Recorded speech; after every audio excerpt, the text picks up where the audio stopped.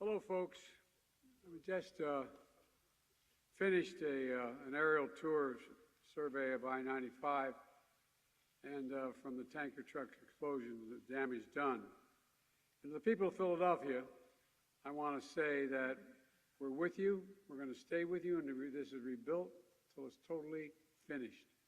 And we're going to try to do that in as quick a time as possible. And I told the governor, there's no more important project right now in the country as far as I'm concerned. I've directed my team, not figuratively but literally, to move heaven and earth to get it done as soon as humanly possible. So since Sunday morning, we've worked closely with Governor Shapiro, Senators Casey and Fetterman, and Representative Boyle, it's his district, and Mayor Kenney to provide the necessary federal assistance to support an all-hands-on-deck response to this crisis. It is a crisis. And I want to thank these officials for working collaboratively, effectively, efficiently with each other and with our federal team. I also want to thank the first responders who dealt with the immediate aftermath and the workers on site. We saw some of them today as we flew over to the site. We've been working 24/7 to clear the debris. Within hours of the crash, officials from the U.S. Department of Transportation were on the ground supporting Pennsylvania officials to get the site cleared and be able to start the rebuilding. The immediate release of $3 million is called quick release emergency funds were made to offset the cost of repairs. This is just a down payment, obviously. It's a lot more than that. We're going to be getting a lot more federal funding out the door in the coming weeks. Additionally, Pennsylvania has already received $8.9 billion from the bipartisan infrastructure law, including $6.5 billion for transportation projects, which gives the governor some flexibility to move existing state funds to this project right away, knowing that this money is in the bank. Also, union crews have been hard at work 24/7 since the crash. Operating engineers, the laborers, the carpenters, cement finishers, teamsters, and the iron workers. They're going to help rebuild, and they're doing it right now. And folks here know that the crews finished demolition on Thursday ahead of schedule, and now they're working on emergency repairs to quickly and safely reopen the roadway to traffic. The federal government got committed. We're going to reimburse 100% of this phase of the work and well over the first 200 days. And then after that, 90% of the work. We'll be here until the end. We won't leave until it's finished. And that's why I asked Mayor Landrieu, who runs my operation relative to the infrastructure legislation, to lead the effort. He knows as mayor what it takes, Mayor Kenney, as you know, to get things done. New Orleans never had any problems, like tornadoes and hurricanes and floods and the like. But all kidding aside, he's on this every day. We're using materials made of recycled glass, manufactured here in Delaware County, Pennsylvania, and the design of the project is incredibly innovative in order to get this work done in record time. We're also working with local officials to redirect traffic, minimize congestion, and along alternative routes. Look, I grew up not very far from here, just across the line in Pennsylvania, from Pennsylvania in Claymont, Delaware. I know how important this stretch of highway is, not just to Philly, but to the entire Northeast Corridor and to my home state. Over 150,000 vehicles travel on it every day, including 14,000 trucks. It's critical. It's critical to our economy, and it's critical to our quality of life. We're going to continue to do everything we can within our power to get this back open as quickly and easily as possible. We're not leaving until it's done, and we're going to get this done, God willing, in record time. I'm looking forward to hearing more from the folks on the ground in a moment, but now I'm going to turn it over to the governor, who is doing one hell of a job. He gets tired of my calls, I think, but he's doing a hell of a job. Thank you. Gov? Thank you. There you are. Thank you very much. Thank you very much, Mr. President, and thank you for being here and making it a priority to be with us today. I've remarked many times that this is an all-hands-on-deck approach. Local government, under Mayor Kenney's leadership, our state government, and our federal partners working together to get I-95 reopened. I need you to know that in the first hours after the bridge collapsed, after this tragedy in our community, President Biden and the White House were on the phone to us saying, "What do you need? We are here for you." You heard the President outline the resources that are going to come to the Commonwealth of Pennsylvania to rebuild this critical artery. It's not just the resources, though, that the President has delivered. He's helped us cut through the red tape. He, together with Administrator Batt, Mayor Landrieu, have provided incredible leadership. And so, Mr. President, I want to say thank you for making us a priority, and thank you for delivering for the good people of Philadelphia, Pennsylvania, and this nation. We appreciate you so very much. The President correctly talked about all the different teammates we have in this process. And I need to say a special word about the men and women of organized labor who are rebuilding this roadway. The Philadelphia building trades, all of our union tradesmen and women, are doing an unbelievable job. Mr. President, in a moment, you're going to meet Gregory. He's with Local 542. He's an operator. Gregory just got off his shift, and instead of going home to sleep, Mr. President, he came here to see you and talk about the work that he and his colleagues are doing. These are special people working their tails off, and Mr. President, they are working 24/7, literally around the clock. They're working together with my team at PennDOT, led by Secretary Mike Carroll, who's doing an incredible job. You know, Mr. President, Secretary Carroll's got a real nice office in Harrisburg, but he has not left his post here in Northeast Philadelphia overseeing this work. And Mr. Secretary, we appreciate your incredible work. And we all owe a debt of gratitude to our first responders, Philadelphia Fire, our state police, our Philadelphia police, everyone in law enforcement, together with PEMA, represented here by Randy Padfield, my director of PEMA, and our state police, represented by Colonel Paris, who's with us. Our first responders have been truly awesome. I hope this tragedy has shown everyone that Pennsylvania can do big things, and that we are tested, we are able to meet this moment. And to me, this reconstruction on 95 is a great example of what's great about Pennsylvania. Our innovation meets our grit, and we work together to get this done. I also sense, even if you're not out doing the work of our tradespeople on the road, we're doing the hard work in our federal government or our state government. Folks here in Philly have a real renewed sense of civic pride through this project. Hell, they were watching a live stream at Xfinity Live last night while they were eating 95-cent wings.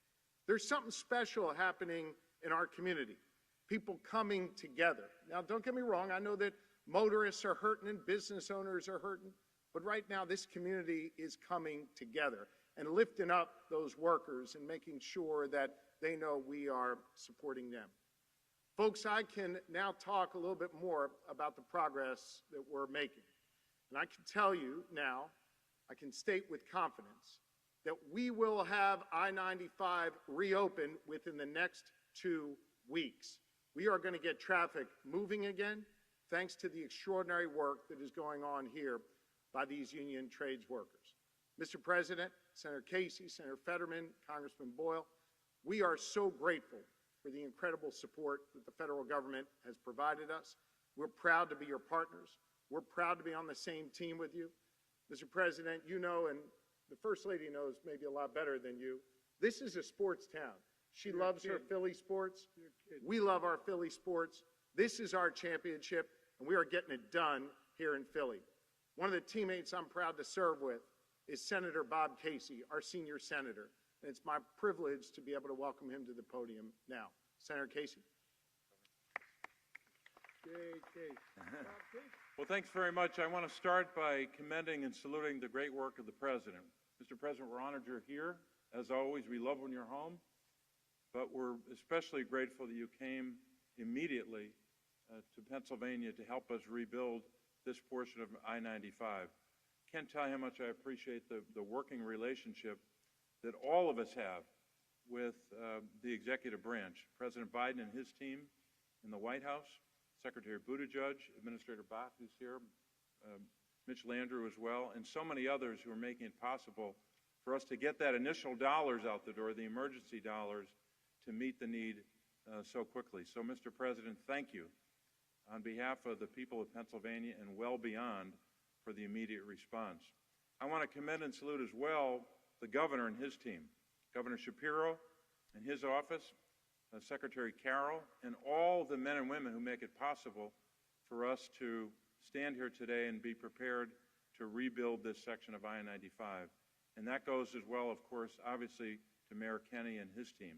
And when you think about it, as the President made reference to, and the Governor, all of those men and women who responded initially, those brave men and women, whether they're firefighters or emergency responders, employees of PennDOT, city workers, so many came to the aid of a community. And now you have a whole group of other great Pennsylvanians, union members and others, who are making it possible for us to rebuild I-95 in this section. So we're honored by that work. We still have more work to do, but I'm grateful to hear what the governor just told us. And I'm also grateful that we have a delegation in this region. Whatever we need to do, Senator Fetterman and I, Representative Boyle, Representative Evans we saw earlier today, and so many others, supporting this effort to make sure that we get this done. But we're grateful for the leadership already and grateful for those who have done the hard work to respond and to begin the rebuilding process. So I'm grateful to be joined by a partner, Senator Fetterman, who's next up at the podium.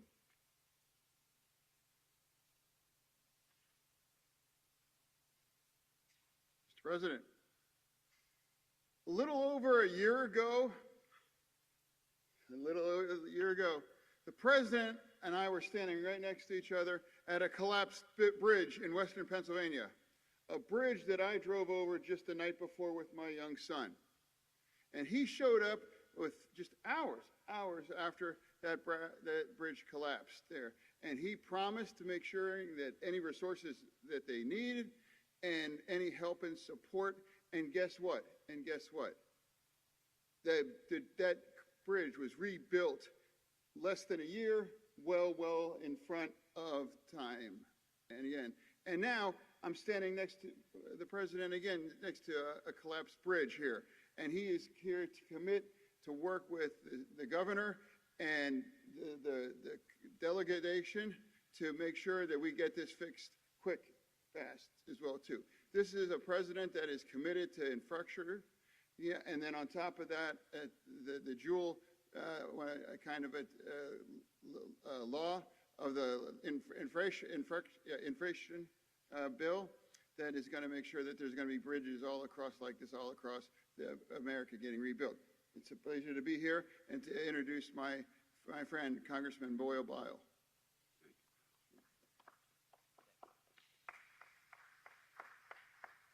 Well, thank you. I'm Congressman Brendan Boyle, but the main reason why I'm here, forget that I'm Congressman. More importantly, I am a Northeast Philadelphia resident and a daily commuter on that section of I-95. So you better believe how much I care about this infrastructure project and getting this reopened as quickly as possible. Mr. President, I just want to say thank you. That very early Sunday morning, my first phone call was to the White House. Mr. President, when we spoke on the phone earlier this week, and you pledged to me that this was your single most important infrastructure project right now, getting this rebuilt, that means the world to me and the millions of us who live in Philadelphia or the surrounding area. In my lifetime, I have never seen a president more engaged or in this city and area more often than President Joe Biden. So thank you. And Josh, I just want to say my second call, right after talking to the White House, my second call was to you. The work that you have done, your team, Mike Carroll, my former colleague, so many others, has really been remarkable. This is, as Josh mentioned, a great example of all hands on deck. Federal, state, and local officials working together. Mayor Jim Kenney, you've probably been to the site more than almost anyone, and I want to thank you and everyone involved with the city for your effort as well. You know, this is even bigger, though, than just repairing a critical part of I-95. As I pointed out earlier this week, if you draw a 50 or 75-mile radius circle anywhere on I-95 from Maine to Miami, this is the most densely populated part of I-95. That's how critical this road is. But as critical as it may be, there's something even bigger at play. There is a cynicism that many of us have to fight in Washington day in and day out. Those who propagate a view that government can't do things, can't achieve big things. We're going to prove them wrong. Thank goodness we proved them wrong last term by passing and you signing the bipartisan infrastructure bill so that we have the resources to be able to meet and tackle this challenge. We're going to prove them wrong again by rebuilding, as Josh said, this road faster than any other similar collapse that we've seen in the country. That is the way we get people believing back in their government again. And with that, it is my honor to bring up the mayor of this great city of Philadelphia, Jim Kenney. Thank you, Congressman. I've been in public office and elected office since 1992, and I've been through 5 presidents, including this one. I was at an anti-violence press conference the other day, and my phone kept ringing with a 202 area code. I thought it was spam or something.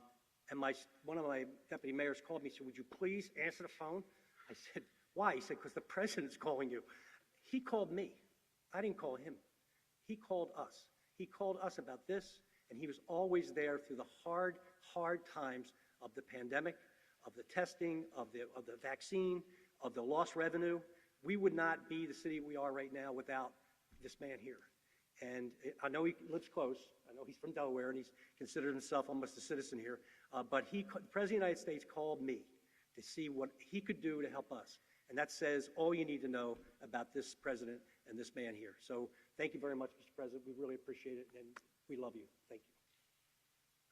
I might add, if I didn't, I'd be sleeping alone. You have to explain, I better explain that. Some don't know what I'm talking about. My wife's a Philly girl. All right, where are we going? We're heading this way first. All right, we're going to go over and get the briefing.